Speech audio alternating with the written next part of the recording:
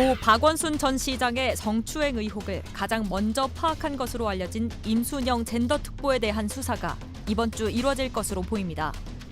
참고인 신분으로 출석할 젠더특보의 조사가 성추행 의혹의 실마리가 될지 주목되고 있습니다. 지금까지 나온 수사 상황을 정리합니다. 네, 고 박원순 전 시장 관련한 경찰 수사 상황부터 한번 짚어보겠는데요. 경찰이 박 전 시장 수사를 위해서 전담 TF팀까지 꾸리고 관련 수사에 적극적으로 대응하기로 했다 이렇게 밝혔는데요. 네. 구체적으로 지금 어떻게 진행되고 있죠? 네, 먼저 서울시 관계자들의 성추행 방임 그리고 묵인에 대해서 조사를 시작하는 단계고요. 또 고소인에 대한 2차 가해에 대해서 들여다보겠다라고 서울지방경찰청이 얘기를 하고 있습니다. 그러니까 임용환 차장 주재로 TF 회의를 오늘 오전에 열었거든요. 그러니까 이런 부분들, 또 사자 명예훼손 같은 것도 좀 들여다보겠다 이렇게 얘기하고 있는데 경찰이 좀 강력한 의지를 보이고 있습니다. 또 오늘 김창룡 경찰청장 후보자가 인사청문회 참석을 위해서 오늘 국회에 출석을 했는데요. 네. 청문회 공방 속에서도 정말 이번 사안 그냥 넘어가지 않고 법에 정해진 테두리 안에서 열심히 수사하겠다 이렇게 의지를 밝혔습니다. 네, 박 기자님 지금 말씀 주셨는데 백 변호사님 네. 오늘 인사청문회 네. 그 전까지는 거의 쟁점이 없는 시시한 청문회가 그렇죠. 될 것이다 이런 전망도 나왔었는데 박 전 시장 관련 수사가 쟁점으로 떠오르고 있죠. 근데 그럴 수밖에 없는 상황이죠. 지금 현 시점에서. 네. 일단 첫 번째 지금 이 박원순 시장에 대한 고소 사실이 어떻게 박원순 시장에게 흘러 들어갈 수 있었을까? 물론 지금 추정입니다. 확정된 사실관계는 아닙니다만 그것 때문에 첫 번째로 청와대 보고한 게 타당했느냐? 그 시점에 보고하는 게 타당했냐에 대한 질의가 있었는데 그건 법적으로는 문제가 없습니다. 중요 사건이 터지고 이런 비위 사실이 어느 정도 고소 단계로 이제 접수가 되면 그건 청와대 일단 보고를 해야 되는 것이니까 그 부분에 대해서는 문제가 없다라는 얘기를 일단 밝혔고요. 네. 또 두 번째는 일단 박원순 시장의 성추행 관련 사건을 왜 직접 계속 수사를 하지 않느냐. 이제 이런 것 관련해서는 일단은 이제 피의자나 피고소인이 사망하게 되면 공소권 없음 처분을 할 수밖에 없는 상황이기 때문에 그렇죠. 그에 대해서는 우리가 직접적으로 수사할 수 없다는 입장을 밝혔고요. 다만 직접적으로 수사하지 못해도 우회적으로 수사할 수 있는 방법이 있습니다. 네. 그게 박원순 시장의 성추행에 대한 조금 전에 말씀하셨던 주변인들의 방임, 묵인 이에 대한 수사를 하게 되면 1차적으로 성추행 사실이 있었는지 없는지를 판단해야 되지 않겠어요? 이게 있어야 방임이라는 게 있는 거니까. 그 부분과 관련된 수사에 더 집중을 하겠다는 입장이기 때문에 오늘 그에 대해서 답변 내용 자체는 크게 문제가 없어 보입니다. 네, 박 기자님, 네. 우리 모두를 충격에 빠뜨린 사건이고요. 그리고 박원순 전 시장이 워낙에 또 존경을 받던 분이기도 해서 더더구나 충격이 큰데 반대 입장에서 보면 피해자를 향한 여러 비판이나 문제 제기 혹은 비난도 있고요. 이러면서 2차 가해 이야기가 많이 나오고 있습니다. 네. 그런데 또 2차 가해란 것을 너무 여기저기 마음대로 적용하는 것 아니냐 이런 비판도 제기가 되고 있고요. 지금 상황이 어떻습니까?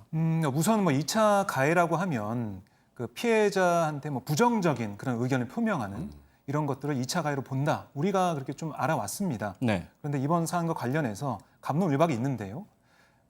이번 피해 사실에 대해서 의혹에 대해서 여러 가지 의견도 말할 수 없는 거냐 그러면 그게 모두 다 2차 가해라면 그럼 아예 이런 사안이 발생했을 때는 우리 공론회장에서 아무 얘기도 못하는 거냐, 가만히 침묵하고 있어야 되냐 이런 지적이 또 나오고 있고요. 또 반면에 피해자 측 법률 대리인 김재현 변호사 같은 경우는 2차 피해는 가해 발언하는 특정인들만 하는 게 아니다. 발언하는 사람들에 대해 얼마나 침묵하는지도 2차 가해다. 그러니까 좀 2차 가해를 폭넓게 해석을 한 거죠. 침묵 자체도 2차 가해다. 그렇습니다. 피해자를 응원하거나 이렇게 하지 않고 가만히 침묵하는 것 자체도 2차 가해일 수 있다라고 볼 수가 있습니다. 그러니까 지금 이게 딱 정의가 안 되기 때문에 여기서 이렇게 해석하고 또 여기서 이렇게 해석하고 그러니까 중간 지대가 좀 잘 안 보이는 그런 상황이 좀 보여집니다. 네. 그러니까 그런 주장은 어쨌든 피해자 변호인 측에서 나온 이야기고요. 그렇습니다. 사회적으로 확인된 정립된 개념은 아니지 않습니까? 네. 네. 백 변호사님 이번 주에 경찰이 네. 임순영 서울시 전 젠더특보 네, 맞습니다. 현재는 아직까지는 사직서 수리가 안 됐으니까 네, 그렇죠. 젠더특보죠. 소환 조사한다고요. 네. 어떤 이야기들이 나올까요? 일단은 가장 중요한 게 박원순 서울시장이 어떻게 이 고소 사실을 접할 수 있었을까. 일단 그 부분에 대한 수사 내용인데요. 그 사건 당일로 넘어가 보면 이제 박원순 시장이 극단적 선택을 했던 건 9일입니다. 그런데 8일 날 3시에 임순영 젠더특보가 뭔가 지금 시장님으로부터 안 좋은 그런 내용들이 있는데 구설에 올랐는데 사실입니까라는 질문을 했다는 얘기는 직접 밝힌 내용입니다. 외부로부터 그 얘기를 들었다고 했어요. 그러면 그리고 나서 4시 30분에 실제로 피해자가 고소를 했고요. 그리고 고소인 조사를 외부로 유출되는 걸 막기 위해서 당일날 받았어요. 네. 근데 그날 밤 11시에 또 비상회의를 열었단 말이죠. 그렇죠. 그 과정에서 어쨌건 고소 사실이 흘러들어간 게 아닌가라는 게 이제 경찰의 시각이기 때문에 네. 그러면 임순영 젠더 특보가 고소 사실을 몰랐다고 지금 주장하고 있습니다. 그러면 들었던 사실이 정확하게 뭐고 그 사실을 누구로부터 전해 들었는지 이거부터 확인을 해서 이 소위 말하는 이 고소 사실이 어떻게 고 박원순 시장에게 전달됐는지 그 부분에 대한 수사가 지금 어쨌건 임수영 젠더 특보를 소환하면 가장 중요한 부분이라고 봐야 될 것 같습니다. 자, 그런데 지금 뭐 두 분 말씀 주셨지만 사회적 파장도 큰 사건이기도 하고요. 네. 또 진실 규명이 필요하고요. 피해자는 여전히 피해 상태가 치유되지 못하고 남겨져 있는 상태인데 과연 지금 상황에서 수사가 제대로 진행될 수 있을까? 피고소인 혐의를 받고 계시던 박원순 전 시장은 사망을 했고요. 그리고 두 대의 그 휴대전화죠. 네, 박원순 맞습니다. 시장이 사용하던 두 대의 휴대전화에 대한 압수수색 영장은 법원에 의해서 기각됐습니다. 네, 그렇죠. 과연 이런 상황에서 진실을 어떻게 밝혀낼 수 있을까? 통상적으로 이제 피고소인이 사망한 경우에는 사실 진실을 규명하기가 굉장히 어렵죠. 굉장히 어려워지죠. 네, 네. 그렇죠. 하지만 그 외에 지금 이 성추행 사건을 넘어서서 성추행 방조나 묵인 또 그다음에 고소 사실이 어떻게 흘러들어간지에 대한 수사는 진행이 돼야 되는데 이번에 사실 통신영장이 기각된 가장 큰 이유는 박원순 시장의 변사 사건에 관련돼서만 영장을 청구한 것이기 때문에 네. 변사 사건에 타사로 오고 있는 것도 아니고요. 그리고 또 하나의 휴대폰에 대해서는 유족의 동의를 얻어서 일부 내용이 확인됐습니다. 그렇죠. 그럼 강제할 소지하고 필요가 있던 없는 휴대폰. 거죠. 네. 하지만 이제 공무상 비밀 누설에 관련된 수사를 하게 되면 얘기가 좀 달라질 수 있어요. 다만 이게 어느 정도 전제 조건은 어느 정도에 대한 의혹을 넘어서 혐의가 있다라는 정도가 가야 이걸 기초로 해서 다시 영장을 청구해서 발받을 수 있을 텐데 그 과정까지 진행이 된다면 휴대전화가 열릴 수 있을 것이고 그렇게 되면 좀 더 진실에 근접할 수 있을 텐데 이제 가장 큰 문제는 그 첫 단계 진실 규명이 가능할 것인가 이게 사실 가장 걱정되는 부분입니다. 네, 그렇습니다. 그래서 수사에 한계가 있다 보니 오히려 수사가 아닌 조사로 진실 규명을 해보자 서울시가 자체 조사를 하겠다 나섰고요. 네. 그런데 서울시도 여러 그 의혹의 당사자이다 보니 민간 합동조사단을 구축해서 꾸려서 조사하겠다. 근데 이게 잘 진행되지 않고 있는 것 같아요. 네, 서울시가 민간조사단 꾸리겠다라고 맨 처음에 얘기를 했습니다. 그 내용은 뭐냐면 서울시도 참여하고 또 외부 전문가 참여하고 이렇게 하겠다고 했어요. 그랬더니 여러 가지 비판이 나왔죠.